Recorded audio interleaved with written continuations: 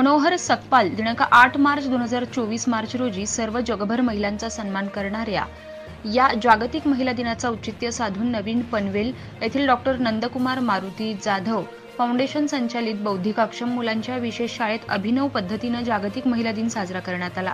या कार्यक्रमात पनवेल परिसरातील स्वतःचा व्यवसाय व कार्यक्षेत्रात आघाडीच्या भूमिका निभावणाऱ्या समाजातील उपेक्षित घटक म्हणून दुर्लक्षित गेलेल्या विशेष शाळेला मदत करणाऱ्या समाजसेविका, सेवाभावी संस्था, क्लबच्या अध्यक्षा, सामान्य शाळेतील मुख्याध्यापिका अशा 5 प्रतिभासंपन्न महिलांचा सन्मानचिन्ह आणि सन्मानपत्र देऊन गौरव करण्यात आला।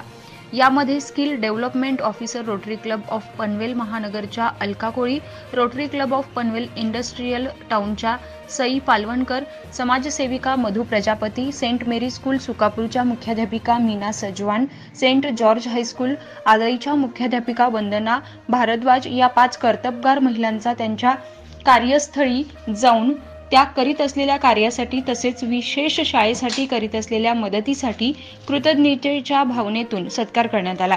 तसेच शाळेच्या महानंदा निकम, स्वाती माने आणि जयश्री वरपे या महिला कर्मचारी यांचा शाळेतील विद्यार्थिनी हिमानी भोईर हिनं डॉक्टर नंदकुमार मारुती जाधव फाउंडेशन संचालित बौद्धिकाक्षम मुलांचा विशेष शाळेतर्फे सत्कार केला।